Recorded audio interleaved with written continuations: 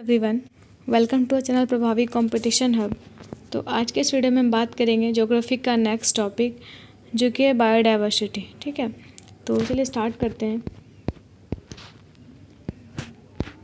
तो सबसे पहले इंट्रोडक्शन ऑफ बायोडाइवर्सिटी। ठीक है, तो पहले हम ये समझ लेते हैं बायोडाइवर्सिटी होता क्या है।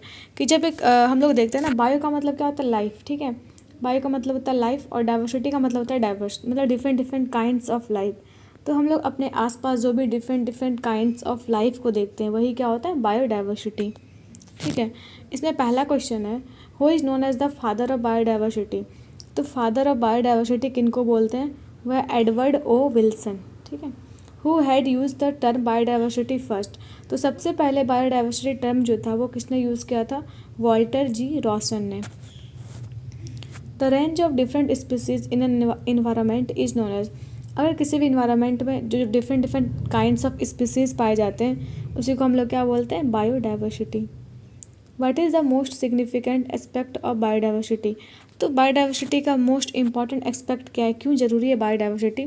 इससे क्या होता है कि इकोसिस्टम में बैलेंस बना रहता है। ठीक है, अगर सिर्फ ह्यूमन बींग रहेंगे तो हम लोग फिर खाएंगे क्या, अगर प्लांट्स नहीं रहेगा। ठीक है, तो वही चीज़ है कि ये बायोडाइवर्सिटी क्यों ज़रूरी है, ताकि इकोसिस्टम क्या हो, बैलेंस हो पाए, वो मेंटेन रहे। फिर among climate change, water pollution, improper agriculture operation and destruction of natural habitats and population what provides danger to biodiversity. तो इनसे ये सारी जो चीज़ें हैं, जैसे कि क्लाइमेट चेंज हो गया, water population, improper agricultural operation और destruction of natural habitats and population, इनमें से क्या चीज़ है जो कि बायोडाइवर्सिटी को डेंजर में रखता है, खतरे में रखता है। ठीक है, तो इसमें है कि डिस्ट्रक्शन ऑफ नेचुरल हैबिटाट्स। इससे क्या होगा, अगर डिस्ट्रक्शन हो जाएगा नेचुरल हैबिटाट का, और सेकेंड है पॉपुलेशन, तो इसका इम्पैक्ट क्या पड़ेगा। अगर मान लीजिए कोई फॉरेस्ट है, अगर हम कोई पर्टिकुलर एरिया में अगर पहले बहुत सारे एनिमल्स थे, वाइल्ड एनिमल्स, ठीक है, लेकिन अगर वो फॉरेस्ट ही ख़त्म हो गया तो वाइल्ड एनिमल्स भी ख़त्म हो जाएंगे। तो क्या हुआ कि एक बायोडाइवर्सिटी हम वहाँ पे एंड कर दी। और ये होता क्यों है, it's all because of population, increasing population. Among habitat pollution, over exploitation and natural habitat destruction which is the main reason for decrease in biodiversity। तो ये सारे रीज़न दिए हुए हैं। पहला तो हैबिटाट है, pollution, over exploitation and natural habitat destruction. इनमें से कौन सा फैक्टर है जो कि बायोडाइवर्सिटी को बैडली इफेक्ट करता है, तो वह नेचुरल हैबिटाट डिस्ट्रक्शन। जो भी फॉरेस्ट है ना, जो भी इकोलॉजिकल सिस्टम है, जो पार्क है, जो भी नेशनल पार्क है, वाइल्ड लाइफ सेंचुरीज़ है, तो उसका एरिया धीरे धीरे कम हो रहा है। इस वजह से क्या हो रहा है कि बायोडाइवर्सिटी को नुकसान पहुंच रहा है और एनिमल्स जो है वो एक्सटिंक्ट कर रहे हैं। ठीक है, अब हम लोग देखेंगे लेवल्स ऑफ बायोडाइवर्सिटी।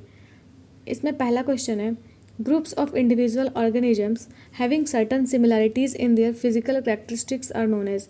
तो एक ऐसा ऑर्गेनिज्म, इंडिविजुअल ऑर्गेनिज्म, जिसमें क्या होता है कि सबका फिजिकल कैरेक्टरिस्टिक सेम होता है, उसको हम लोग क्या बोलते हैं, स्पीसीज। क्या बोलते हैं, species. Biodiversity that refers to the variation of genes within species is called. एक ऐसा डाइवर्सिफिकेशन जिसमें क्या होता है कि जीन्स का वेरिएशन होता है। ठीक है, जीन्स का वेरिएशन होता है, उसको हम लोग क्या बोलते हैं, genetic biodiversity. The variety of species which relates to the number of species in a defined area, this phenomenon is called as. तो जब अगर डिफरेंट डिफरेंट एक किसी प्लेस पे अगर डिफरेंट डिफरेंट वैराइटीज़ के अगर स्पीसीज़ हैं तो उसको हम लोग क्या बोलते हैं, वहाँ पे कैसा डाइवर्सिटी है, species biodiversity. The variety of ecosystems both in terms of nature and number in which living organisms interact with their environment and with one another is known as. तो एक ऐसा इकोसिस्टम जहाँ पे क्या होता है कि वहाँ पे जो एनिमल्स रह रहे हैं उनका नेचर, उनका नंबर, ठीक है, ये सब एक दूसरे से इंटरेक्ट करके वो इन्वायरमेंट को एक लिवेबल बनाते हैं, मतलब रहने योग्य बनाते हैं। उसको हम लोग क्या बोलते हैं, इकोसिस्टम बायोडाइवर्सिटी। उसमें क्या होता है कि अगर मान लीजिए अगर यहाँ पे ह्यूमन बीइंग है, प्लांट्स है, एनिमल्स हैं, स्नेक है, ग्रास ऊपर है, ग्रास है, ठीक है, तो इससे क्या होगा कि एक दूसरे पे सब डिपेंडेंट है। तो ग्रास पे है ना, फिर ह्यूमन बीइंग प्लांट्स पे डिपेंडेंट है। तो इस तरीके का क्या होगा, यहाँ पे इकोसिस्टम क्रिएट हो गया। इकोसिस्टम के साथ साथ क्या है, यहाँ पे बायोडाइवर्सिटी भी है। What are the 3 attributes of biodiversity. तो बायोडाइवर्सिटी के 3 मेजर जो एट्रीब्यूट्स हैं, 3 मेजर कंपोनेंट्स हैं, वो कौन कौन है। कंपोजिशन पहला हो गया, स्ट्रक्चर और उसका क्या फंक्शन है। What is used to measure species richness within a particular area or ecosystem. अगर कोई एक पर्टिकुलर इकोसिस्टम है, कोई एक पर्टिकुलर प्लेस है, तो वहाँ का जो स्पीसीज का रिचनेस है, किस तरीके का वहाँ पे स्पीसीज है, किस तरीके का वहाँ बायोडाइवर्सिटी है, ये हम लोग कैसे मेजर करते हैं, वो हम करते हैं अल्फ़ा इंडेक्स से। ठीक है। Among alpha, beta and gamma which diversity is used to measure total species diversity in a landscape. तो एक पर्टिकुलर लैंडस्केप में टोटल एनिमल्स का, टोटल स्पीसीज का जो डाइवर्सिटी है, उसको हम लोग क्या बोलते हैं, गामा डाइवर्सिटी। ठीक है, गामा डाइवर्सिटी। और ये कितने तरीके की होती है diversities, alpha, beta and gamma. उसमें से गामा का यूज़ करते हैं स्पीसीज की डाइवर्सिटी को दिखाने के लिए। Name the city that is associated with biodiversity protocol to convention on biological diversity 2000। ठीक है, तो एक बायोडाइवर्सिटी प्रोटोकॉल का मतलब क्या होता है, पॉलिसी जो बनाई गई थी बायोलॉजिकल डाइवर्सिटी कन्वेंशन में। तो वो कहाँ पे हुआ था, कार्टाजेना में। कहाँ पे, कार्टाजेना में।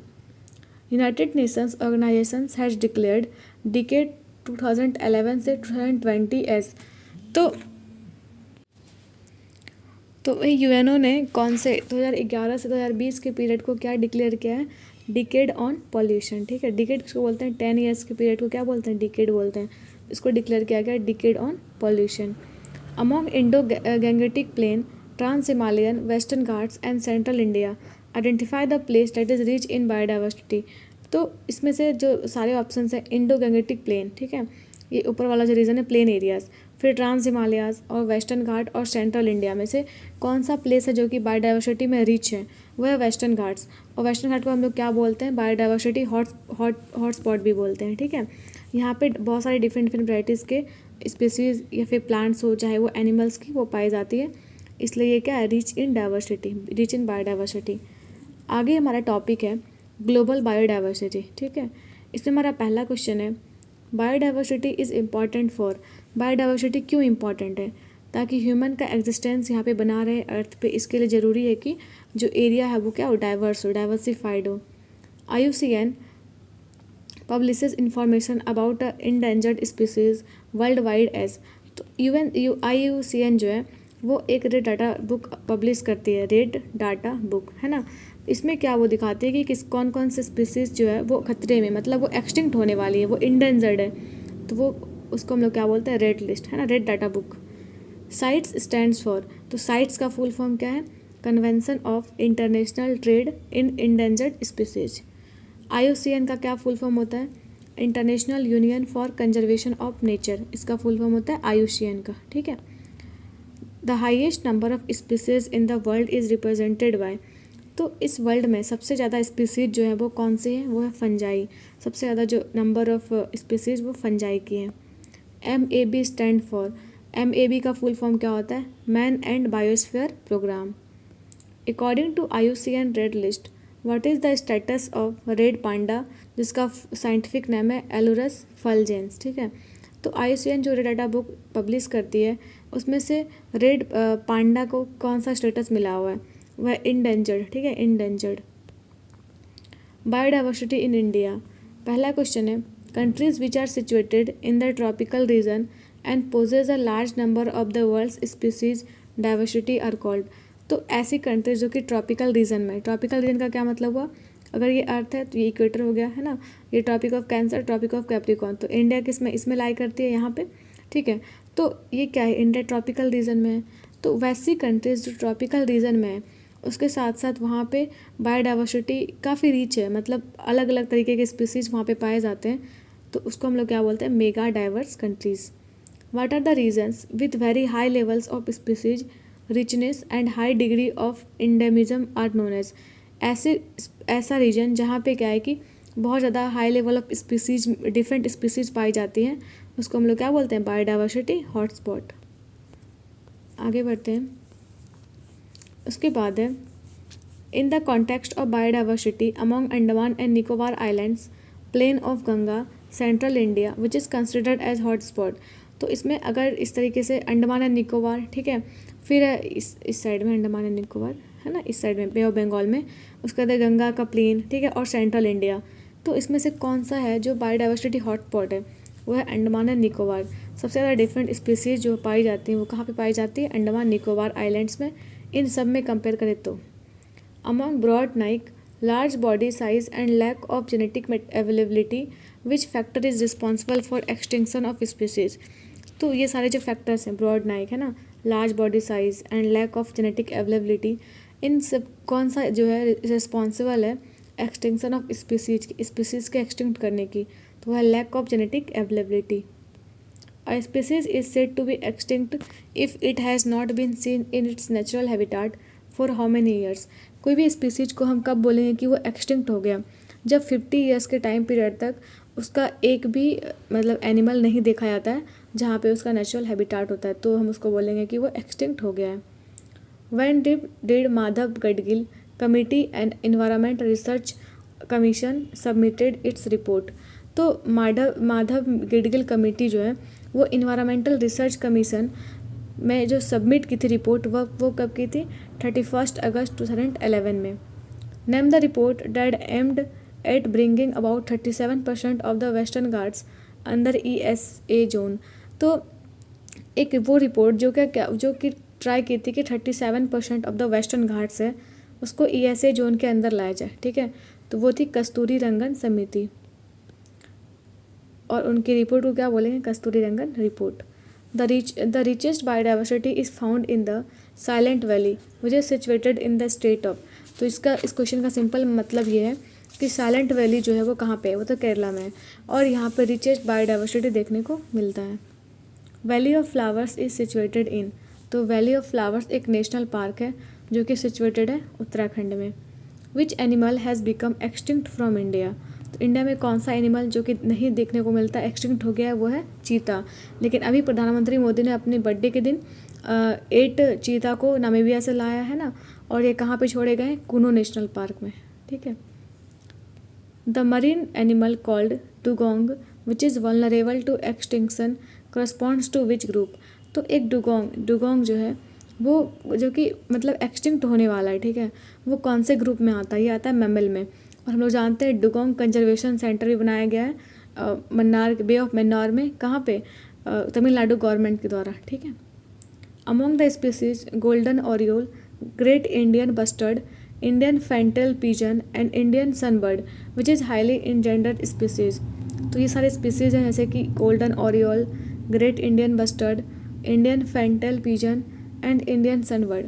इसमें से कौन सी है जो कि हाईली इंडेंजर्ड है? वह great Indian bustard. Indus dolphin a unique mammal of India is found in which river. तो इंडस डॉल्फिन जो है वो कौन से रिवर में पाई जाती है? यह रिवर गंगा में. गंगा में गंगेटिक डॉल्फिन भी पाई जाती है. ठीक है, जो कि इंडिया की नेशनल एक्वेटिक एनिमल है. Which organisation is related to red data book और रेड बुक. तो रेड डाटा बुक जो है वो कौन रिलीज करती है? IUCN है ना. इसका फुल फॉर्म क्या हो गया? International union for conservation of natural species. Name the multilateral treaty to protect endangered plants and animals. तो एक डिफरेंट कंट्रीज़ के द्वारा एक ट्रीटी किया गया है ना, संधि किया गया है, ताकि जितने भी इंडेंजर्ड प्लांट्स हैं या एनिमल्स हैं उसको बचाया जा सके. तो वो कौन सी ऑर्गेनाइजेशन है? ये साइट्स. इसको क्या बोलते हैं? Convention of international trade in endangered species. फिर हमारा नेक्स्ट टॉपिक है कंजर्वेशन ऑफ बायोडाइवर्सिटी. हम कैसे बायोडाइवर्सिटी को बचा सकते हैं, उसके कंजर्वेशन के लिए क्या क्या कर सकते हैं. पहला क्वेश्चन है national park, sanctuaries, natural reserves of the biosphere, sacred groves are examples of which type of conservation. तो ये सारे जो हम लोग नेशनल पार्क क्यों बनाते हैं? ताकि बायोडाइवर्सिटी कंजर्व हो पाए. सेंचुरीज है ना, नेचुरल रिजर्व्स, तो ये क्या है? किस टाइप का कंजर्वेशन है ये इन सिटू कंजर्वेशन. मतलब कोई भी अगर फॉरेस्टेड एरिया है उसी में हम क्या कर रहे हैं, इस तरीके से ये सब करके उसको और अच्छे से प्रोटेक्शन प्रोवाइड करते हैं.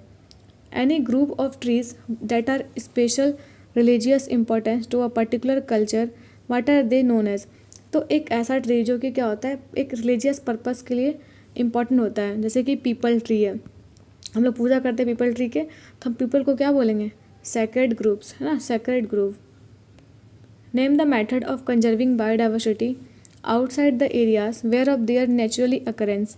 तो ऐसे कि नेशनल पार्क जैसे कि है, यहाँ पे क्या है कि एनिमल्स पहले से हैं, बस उसको प्रोटेक्ट करना है। लेकिन अगर हम किसी भी एनिमल को अलग जगह पे शिफ्ट करके फिर वहाँ पे उस तरीके से इकोलॉजिकल बैलेंस बना के अगर उसको कंजर्व कर रहे हैं तो उसको हम लोग क्या बोलते हैं, ex situ conservation. The scientifically planned collection of living trees, shrubs, herbs, climbers and other plants from various part of the world is known as. तो एक साइंटिफिक तरीके से अगर हम अलग अलग ट्रीज़ या फिर श्रब्स, हर्ब्स या क्लैम्बर्स का कलेक्शन करके उसको लगा रहे हैं तो उसको हम लोग क्या बोलते हैं, बोटनिकल गार्डन। ठीक है, इंडिया में बहुत सारे बोटनिकल गार्डन जैसे कि कोलकाता में है ना, फिर दिल्ली में भी है। Which gas is commonly used in cryo bank for x situ conservation. तो एक्स सिटू कंजर्वेशन के लिए कौन सी गैस यूज की जाती है, वह है nitrogen. The biodiversity act was passed by Indian parliament in.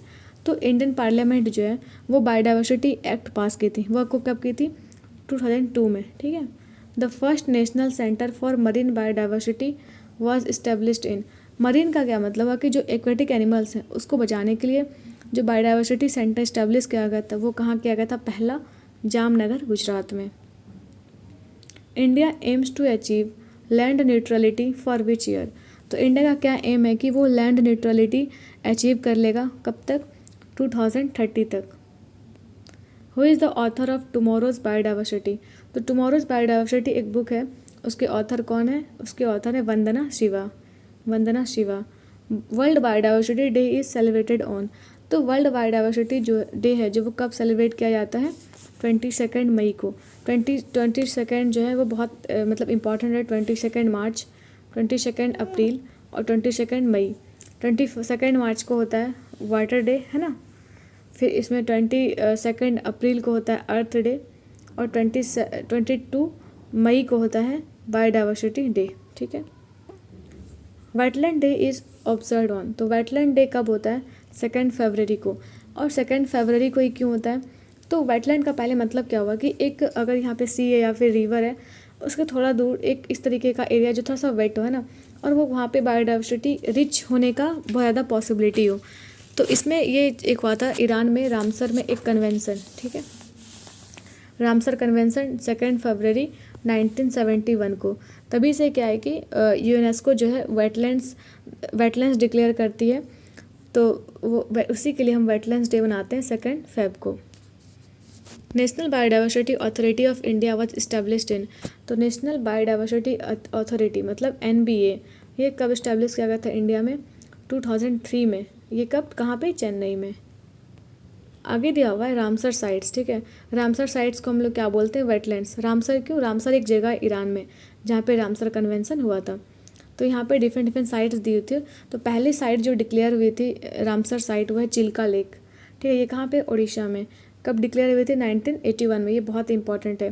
Keoladeo Ghana national park जो कि राजस्थान में है, ये 1981 में डिक्लेयर हुई थी। हरिके लेक पंजाब में है, ये 1990 में डिक्लेयर हुई थी Ramsar site. Wular lake Jammu Kashmir में है, 1990 में डिक्लेयर हुई थी। लोकटक लेक मणिपुर में 1990 में डिक्लेयर हुई थी। फिर ये सांभर लेक राजस्थान में जो कि 1990 में डिक्लेयर हुई थी। अस्तामुडी वेटलैंड जो कि केरला में है, ये 2002 में डिक्लेयर हुई थी। ठीक, फिर है वीम बांड कोल वेटलैंड जो कि केरला में है, डिक्लेयर हुई थी 2002 में। ठीक, फिर दीपोर बिल जो कि असम में है, ये 2002 में डिक्लेयर हुई थी वेटलैंड। फिर भितरकनिका मैनग्रोव जो कि ओडिशा में है, ये डिक्लेयर हुई थी 2002 में। भोज वेटलैंड्स मध्य प्रदेश की जो 2002 में डिक्लेयर हुई थी। ईस्ट कलकत्ता वेटलैंड्स जो कि वेस्ट बंगाल में है और ये 2002 में वेटलैंड्स डिक्लेयर हुई थी। फिर है कंजिल लेक जो कि पंजाब में है और ये 2002 में ही डिक्लेयर हुई थी वेटलैंड्स। कोलेरू लेक जो कि आंध्र प्रदेश में है, ये 2002 में। पॉइंट कैलिमर जो कि तमिलनाडु में, ये 2002 में। पोंग डैम हिमाचल प्रदेश में है, ये 2002 में ही हुई थी। फिर है सोमरीरी लेक, ठीक है, जो कि लद्दाख में, ये 2002 में डिक्लेयर हुई थी वेटलैंड। फिर सस्ता मुकोट्टा जो कि केरला में है, ये भी 2002 में। फिर है ये रोपर लेक पंजाब में, 2002 में ये भी हुई थी। अब ये होकेरा वेटलैंड जो कि जम्मू कश्मीर में, ये 2005 में। ठीक है, तो 2005 में कितनी हुई थी ये 6 है ना, 6। कौन कौन से ऐसे याद भी कर सकते हैं। 6 में होकेरा वेटलैंड जम्मू कश्मीर, फिर चंदरताल वेटलैंड हिमाचल प्रदेश, रेणुका वेटलैंड हिमाचल प्रदेश, उसके बाद है रुद्र सागर लेक जो कि त्रिपुरा में है। फिर शूरिन सार मानसर लेक जम्मू एंड कश्मीर में। उसके बाद हम लोग देखते हैं अपर गंगा रिवर जो कि Brijghat to Narora stage Uttar Pradesh में, ये भी 2005 में ही डिक्लेयर हुई थी। फिर है नाल सरोवर बर्ड सेंचुरी जो कि गुजरात में है, ये हुई थी 2012 में डिक्लेयर, ठीक है, वेटलैंड। आगे बढ़ते हैं। अब हम लोग देखते हैं वेटलैंड्स ऑफ इंडिया, ठीक है। How many wetland sites are there in India, तो इंडिया में कितनी वेटलैंड्स हैं, तो 49 वेटलैंड्स हैं। In which state the Ramsar wetland site Deepor Beel situated, तो डिपोर बिल जो है वो कहाँ पे सिचुएटेड है, ये है असम में। The term wetland implies, wetland का क्या मतलब होता है, water locked wet ground. The wetland of Ashtamudi is located in, तो अस्तामुडी जो है वो कहाँ पे, केरला में। Ramsar wetland is associated with conservation of, तो रामसर वेटलैंड किसके लिए एसोसिएटेड है, किसको कंजर्व करता है, ये वेटलैंड्स को कंजर्व करता है। Which state has the highest inland saline wetland in India, तो कौन से स्टेट के पास हाईएस्ट इनलैंड सलीन वेटलैंड्स है, वो है गुजरात में। Basai wetland is located in which district of Haryana, तो बसल वेटलैंड जो कि कहाँ पे, हरियाणा में है, ये हरियाणा के कौन सा डिस्ट्रिक्ट में है, गुरुग्राम में। Back waters bay coral reef are classified as, तो back waters bay coral reef जो है उसको हम लोग क्या बोलते हैं, नेचुरल कोस्टल वेटलैंड्स।